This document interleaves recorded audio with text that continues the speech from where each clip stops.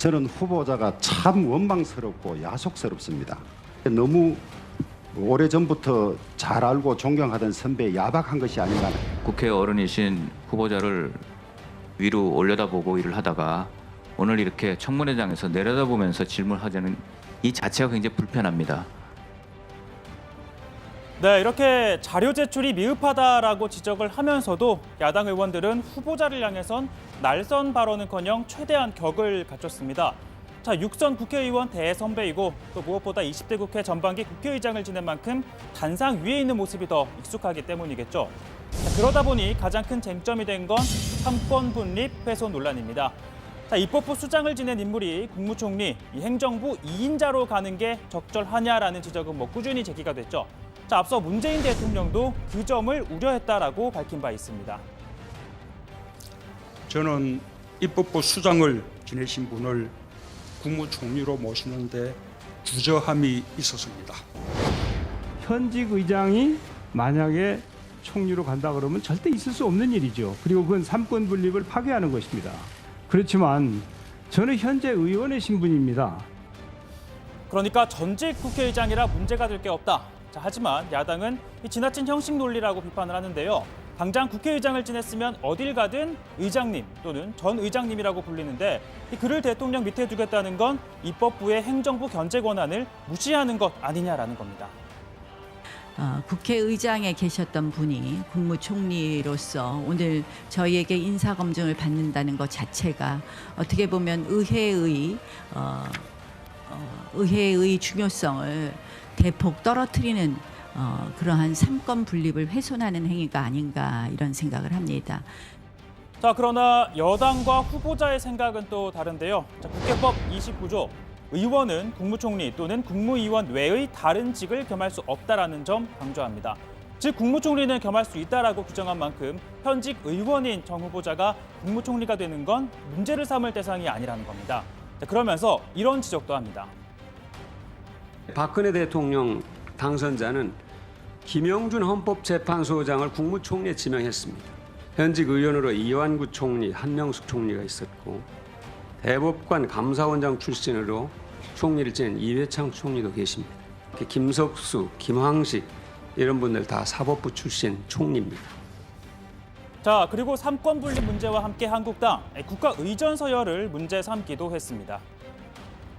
국가서열 5위인 총리를 하다 서열 2위인 국회의장이 된 분은 있어도 국회의장을 하다가 총리로 가서 스스로 격을 떨어뜨린 분은 없습니다.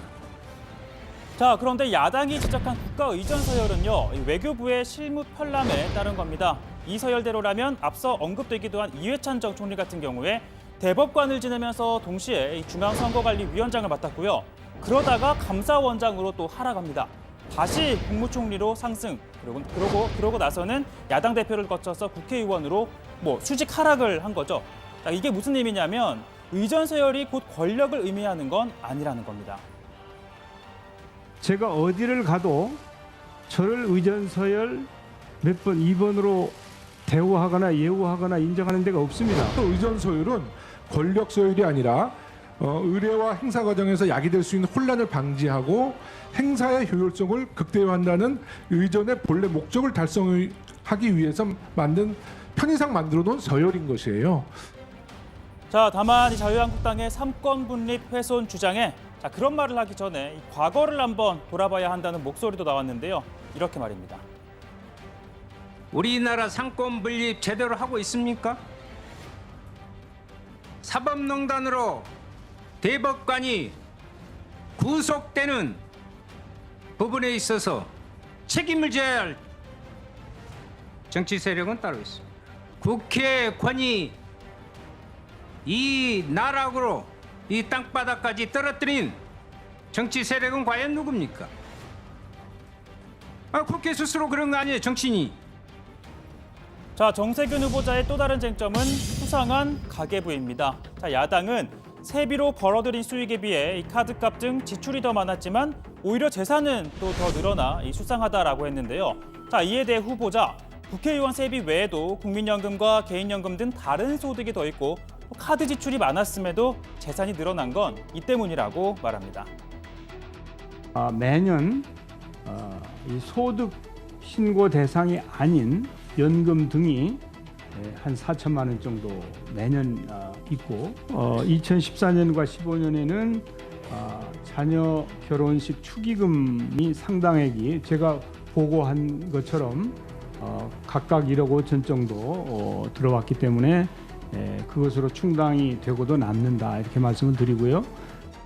자, 그러니까 자녀 축의금으로 3억 정도 받은 건데요. 자, 여기서 잠깐 결혼식 때 이 받는 축의금 누구의 소유일까요? 법원 판결에 따르면 축의금은 이 혼주의 경제적 부담을 덜기 위한 금품이라고 규정을 합니다. 그러니까 이 부모의 소유라는 거겠죠. 자, 예를 들어 축의금 5천만 원을 자녀 집을 사주는데 보탰다면 증여세를 내야 합니다. 자, 그런데 축의금 신랑 신부 친구들도 내죠. 이와 관련해서 조세심판원 하객 방명록 등을 토대로 자녀 몫의 금액을 제외한 데 대해서 증여세를 내야 한다라고 판단한 사례가 있습니다. 자, 아무튼 청문회에서 여당 의원들 후보자의 자질과 정책 검증에 주력했는데요. 자, 개헌에 대한 질문에 정 후보자, 자, 21대 국회가 구성이 되고 그 1년이 적기라며 대통령에게 집권된 권한을 입법, 행정, 사법권으로 나누고 또 중앙과 지방정부 간의 분권이 이루어져야 한다라고 강조했습니다.